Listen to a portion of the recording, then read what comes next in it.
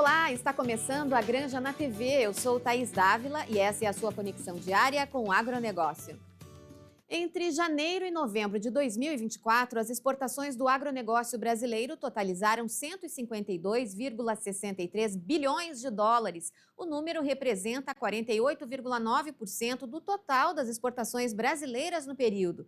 Este foi o segundo melhor desempenho já registrado na série histórica. A redução de 5,2% no índice de preços internacionais foi parcialmente compensada pelo aumento de 5,2% no volume exportado. Os principais setores responsáveis por esse desempenho foram o complexo soja, com 52,19 bilhões de dólares, carnes, com 23,93 bilhões de dólares e o complexo sucroalcooleiro, com 18,27 bilhões, que juntos responderam por mais de 60% do total exportado.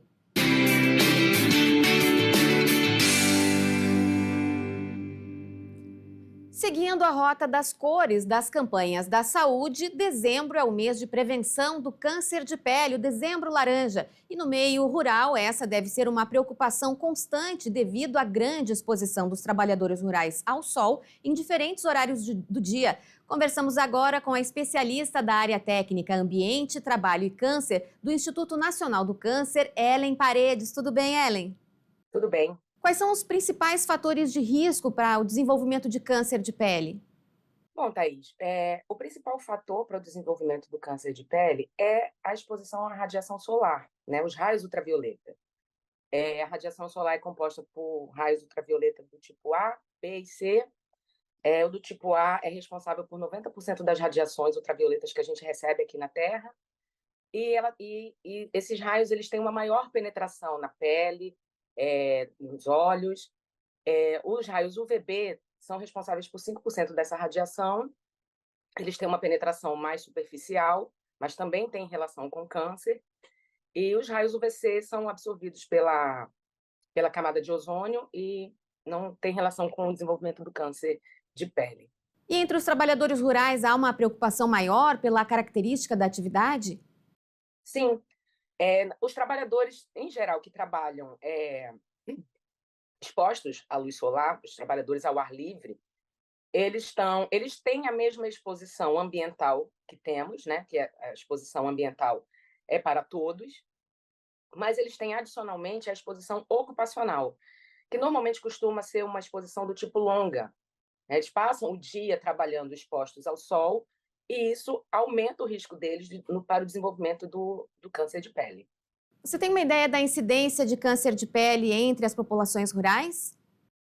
Os trabalhadores. A gente tem dados que foram produzidos pela Pesquisa Nacional de Saúde, do IBGE, né, a PNS, que mostram que a prevalência da radiação solar em pessoas adultas acima de 18 anos que são ocupadas e vivem no meio rural e trabalham no meio rural é de 54%, comparado com uma prevalência de 19% da população urbana. Tem diferenças entre regiões geográficas, né? Por exemplo, a região Nordeste tem uma prevalência maior, acima de 30%. A prevalência menor está na região Sul, que é por volta de 20%, mas ainda assim é uma prevalência muito importante. E quando a gente observa a diferença entre homens e mulheres, os homens estão mais expostos ocupacionalmente e por isso apresentam um risco adicional. Tanto os homens da área urbana como os homens da área rural. Essa prevalência dos homens, né, expostos ocupacionalmente na área rural ultrapassa 66%, é uma prevalência muito importante. E nesse sentido, quais são as principais medidas de prevenção que os trabalhadores rurais podem adotar no dia a dia? Veja bem, Thaís, existem medidas de controle que podem ser tomadas para prevenção primária, ou seja, quando você não tem nenhum sintoma, nenhum sinal de que você está desenvolvendo câncer. E existem medidas de controle também para a prevenção secundária, quando você já tem uma mancha, uma pinta, que você tem alguma suspeita. De qualquer forma, as medidas de controle para o trabalho, elas têm que ser tomadas pelo empregador, desejável que sejam tomadas pelo empregador e também pelo empregado. Pelo empregador em que sentido? Ele pode planejar melhor os seus horários de trabalho. Então, naquele momento de sol mais forte, que todo mundo conhece, né, que é entre 10 e 16 horas, tentar evitar ao máximo a exposição do trabalhador nesse horário ao sol, fornecer ambientes com sombra, com alguma cobertura, para que eles possam desenvolver suas atividades laborais e aquelas que também não são laborais, como, por exemplo, a hora do almoço.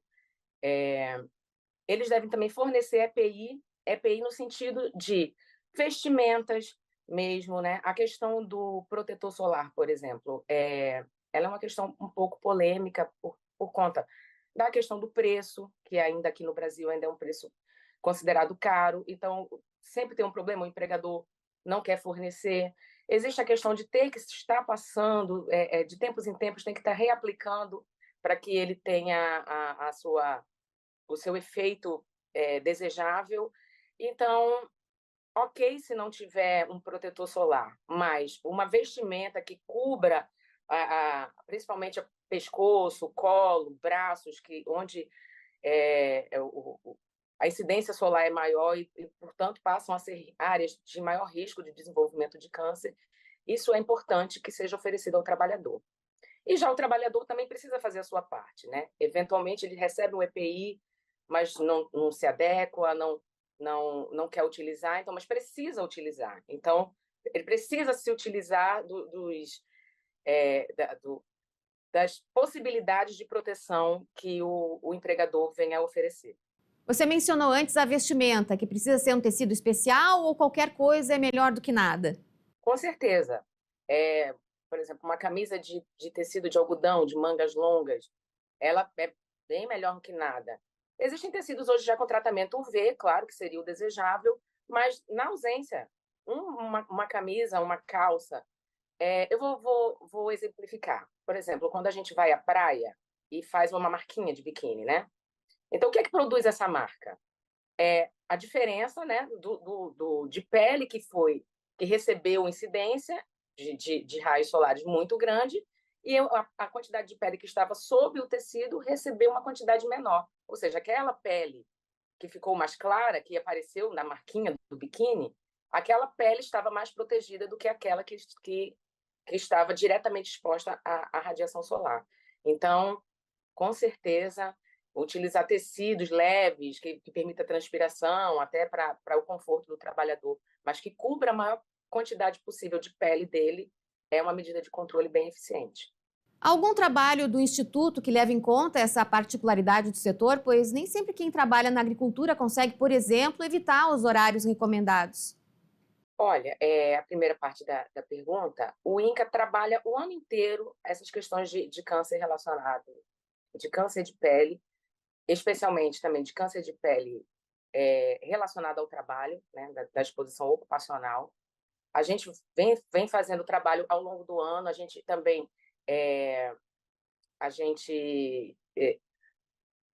a gente usa os períodos de campanha, por exemplo, o Dia Nacional, o Dia Mundial do Câncer. Então a gente também se utiliza dessas datas para poder implementar algumas ações de prevenção, de promoção.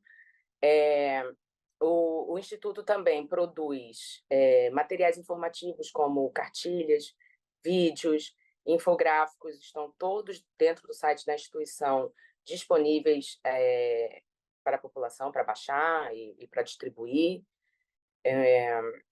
Em relação à questão do trabalhador... antes também quero só, ainda falando sobre as ações do INCA, existe uma área técnica, a área técnica na qual eu trabalho, que é a área técnica Ambiente, Trabalho e Câncer. E desde 2018 a gente promove oficinas de capacitação com o intuito de sensibilizar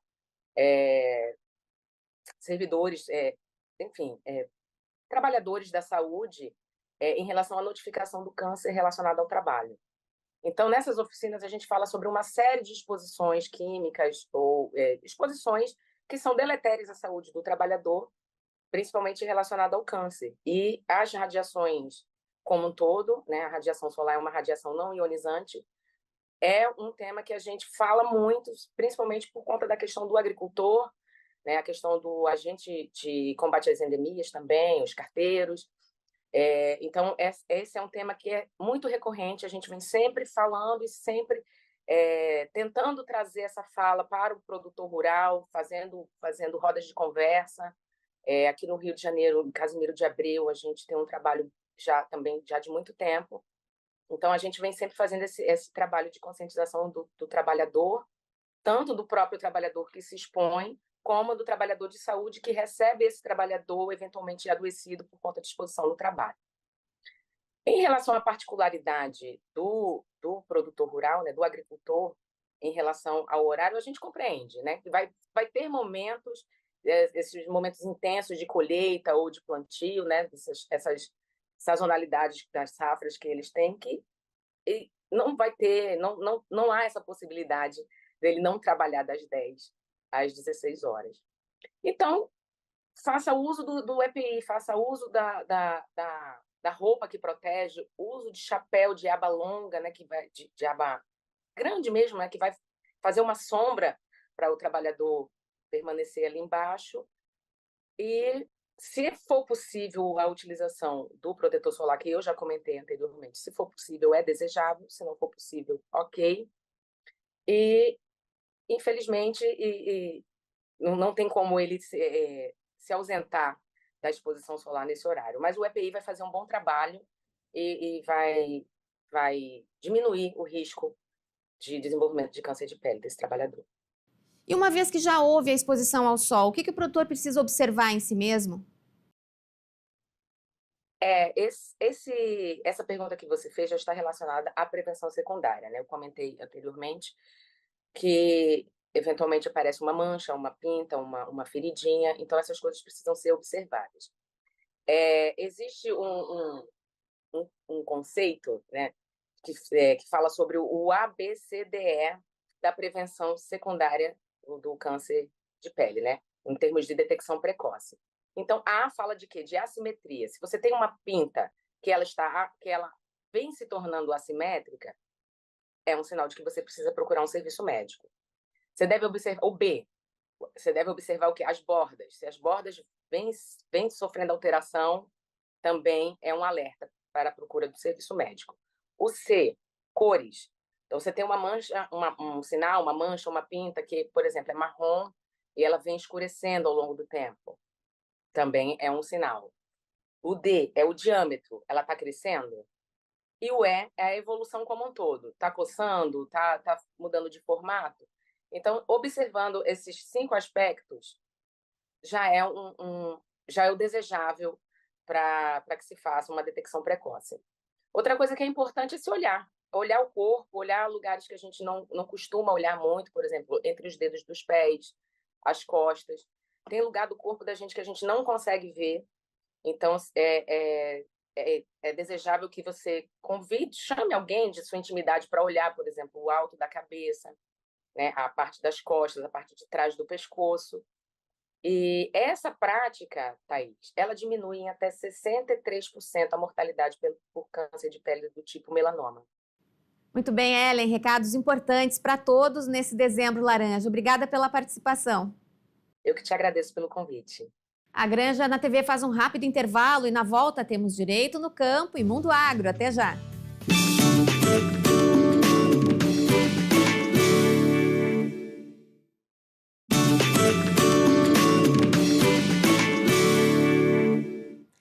Estamos de volta com a Granja na TV. Já imaginou você mais perto do seu sonho? A Ubra Pop leva você até lá. Nas graduações híbridas e EAD, você garante 70% de desconto na matrícula e 40% no restante do curso. É a chance de fazer a graduação que você sempre sonhou. Seja por vestibular, nota do Enem, transferência ou segunda graduação, a Ubra Pop oferece muitos caminhos para você alcançar seus objetivos. Tudo isso com flexibilidade de horários, plataforma intuitiva e excelência de ensino. São mais de 30 cursos à sua disposição. Escolha a sua área e siga o seu caminho. Não perca tempo e descubra um mundo de possibilidades. Acesse ubra.br/vestibular e matricule-se. Seu futuro começa agora. Ubra Pop. Nossas raízes são a conexão com o futuro.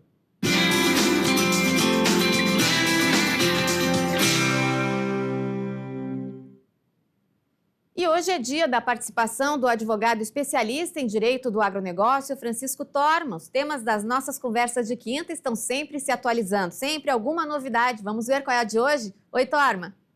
Oi, Thaís, tudo bem?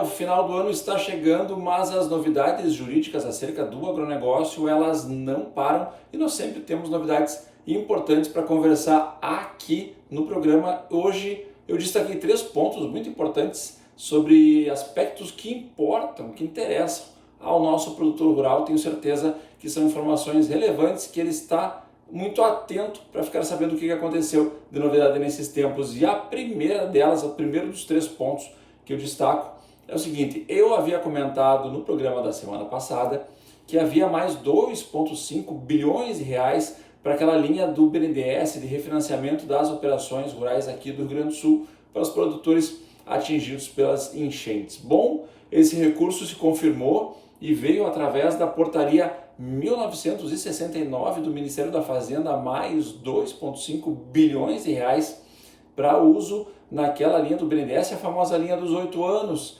que vai servir para prorrogar, refinanciar dívidas de produtores rurais que tiveram perdas aqui por conta das enchentes de abril e maio e que têm dívidas aí de CPR, de crédito rural, dívidas com seus fornecedores particulares, enfim, todo tipo de operação que tenha alguma vinculação aí com o seu empreendimento rural. Então é importante que o produtor tenha atenção aqui, porque é mais dinheiro disponível, portanto, mais possibilidade de encaixar novos projetos junto às instituições financeiras.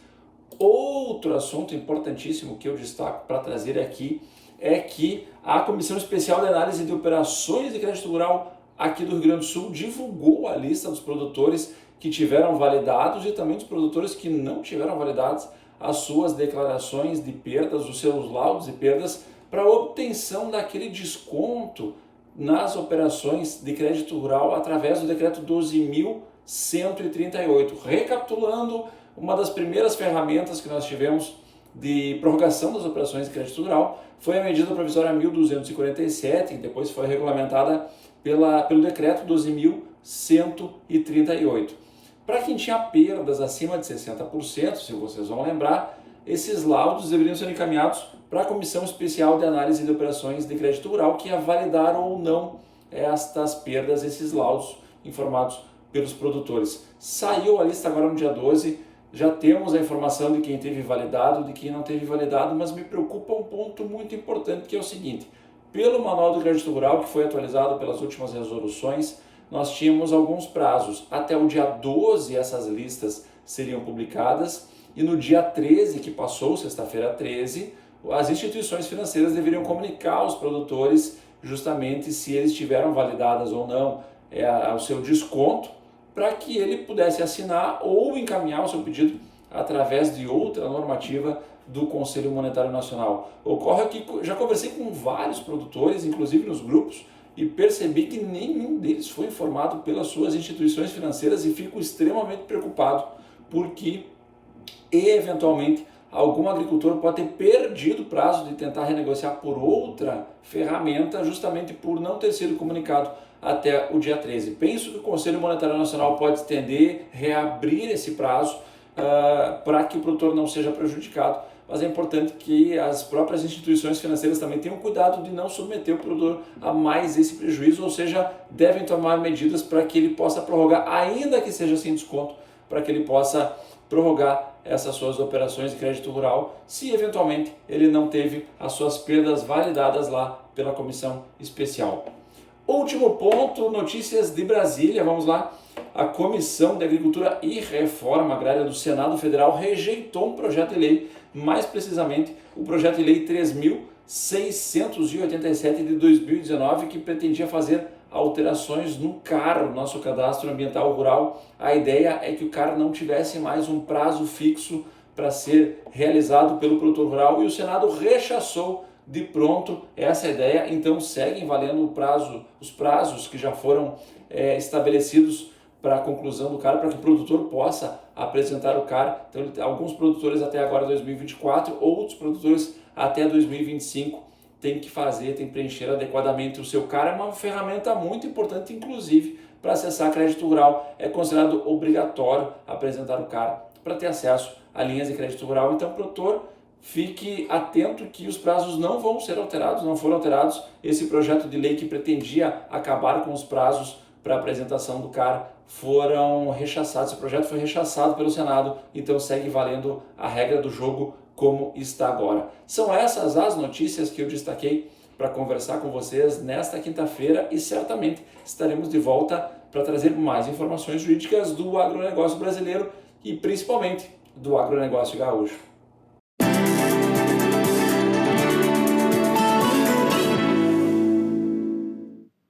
Saímos do Brasil e vamos para a Alemanha com o nosso correspondente Leandro Mariani Mitman. Leandro, na terça nós falamos sobre a coletiva de imprensa da CNA e mencionamos sobre as exportações brasileiras para a França. Qual é o destaque hoje? Olá, Thaís. Exatamente, hoje vamos falar de novo da França, sempre a França, porque ela tem uma relação bastante direta aí com o agro brasileiro.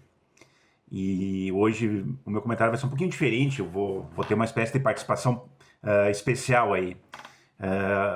Umas 2 semanas atrás eu ouvi aquela entrevista coletiva de final de ano da CNA, da Confederação da Agricultura e Pecuária do Brasil, fazendo uma avaliação de como é que foi 24 e já, digamos assim, projetando 2025, né?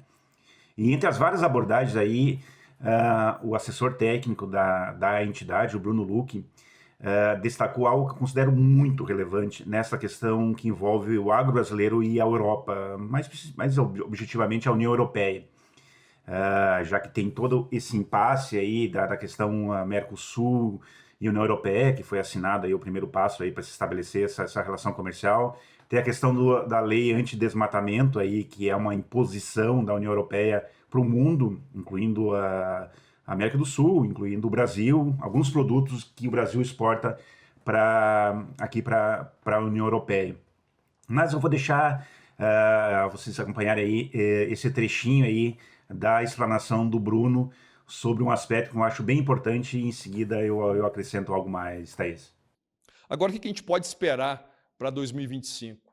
Porque, como a gente colocou aqui, os fatores de oferta e demanda, pegando o clima, que vai ser mais favorável, já está, de certa forma, precificado e vai ser melhor do que esse ano. Porém, tem muitos fatores que estão ligados vamos dizer assim, à economia do país, né, à geopolítica brasileira, à geopolítica mundial, que podem impactar diretamente, né, no nosso setor. E um deles é quando a gente pega a questão ambiental, né, que vem sendo usada recorrentemente como uma barreira comercial. Nós temos aí a lei anti-desmatamento da União Europeia, que estava prevista para entrar em vigor no ano que vem, e foi prorrogada. A Suami vai detalhar um pouco mais como é que a gente vai se posicionar em relação a isso, mas é só para a gente colocar aqui um dos motivos por que os franceses batem tanto no agro brasileiro. E aqui tem um exemplo claro do valor de subsídio que chega, né, para esses produtores. 14% da receita da propriedade vem de subsídio.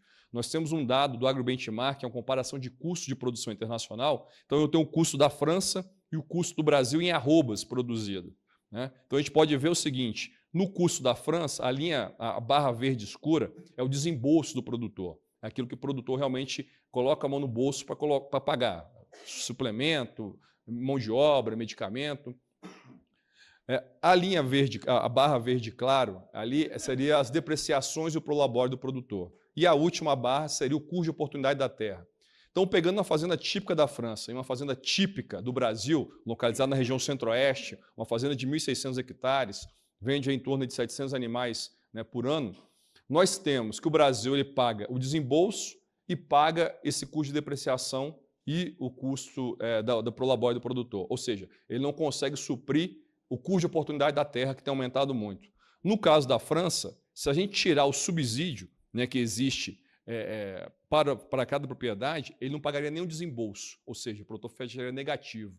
Então, tendo o subsídio, ele consegue pagar o desembolso, mas nem assim paga a depreciação e prolabore, ou seja, as fazendas vão se sucateando e gera todos esses conflitos, essas falsas argumentações que o Brasil não segue normas sanitárias e que tem vários problemas que a gente viu recorrentemente. Bom, Thaís, está aí. O Bruno expôs algo que é bem importante, bastante relevante, muito discutido no agro brasileiro desde que eu acompanho aí o agro brasileiro, que é essa questão do protecionismo europeu, sobretudo do agro francês. Por que há, segundo os brasileiros aí, essa grita, esses protestos dos agricultores franceses que vão à rua protestar contra digamos assim, contra o acordo Brasil, acordo Mercosul e União Europeia, aí, especificamente, que atinge diretamente o Brasil, aí, que é disparado o maior país agro aí do Mercosul. Já tem protesto na Espanha também, outros países reagindo, a Polônia, enfim, contra digamos assim, esse acordo acordo Mercosul e União Europeia. O Bruno Lucchi foi muito claro aí, muito objetivo, mostrou números, mostrou estatísticas, tem argumentos, enfim. O agro francês ele é bastante subsidiado. Eu fico imaginando aí, você produtor brasileiro aí que está nos acompanhando, recebesse aí 14% aí da renda da propriedade, um chequezinho aí no final do mês aí, ou enfim, sei lá, no final do ano aí, digamos assim, subsidiando a sua propriedade. Você teria até um lucro X,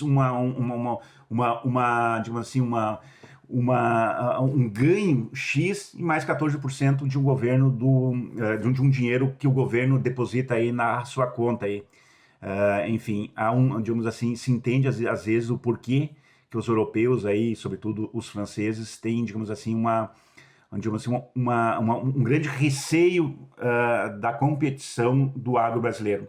Lembrando que além dessas vantagens que, digamos assim, oficiais aí que o produtor francês tem em relação ao produtor brasileiro, o agro brasileiro ele é muito grande, ele tem muito para crescer, ele é muito competitivo em ganhos digamos assim, possibilidades de aumento de produção, em aumento de produtividade, em ampliação de áreas sem desmatar. É só incorporar áreas aí de pastagem que estão degradadas, transformá-las em lavouras. Enfim, vem 25 aí, vai ter muito assunto sobre isso, por causa dessa questão aí da EUDR, aí, que é a lei antidesmatamento, que é para entrar em vigor lá no final de 2025, no último dia de 2025. Tem esse acordo aí, Mercosul e União Europeia, que ainda depende de uma série de avanços aí, mas foi estabelecido, pelo menos se arrancou depois de 25 anos de discussão. Agora, em dezembro, foi assinado aí entre a União Europeia, a Comissão Europeia, aí, que é uma espécie de gestora da União Europeia, e o Mercosul. Tem muito assunto vindo aí em cima de todos esses aspectos aí. Sobretudo essa questão aí que o Bruno Lucchi aí da CNA expôs, o protecionismo do agro francês.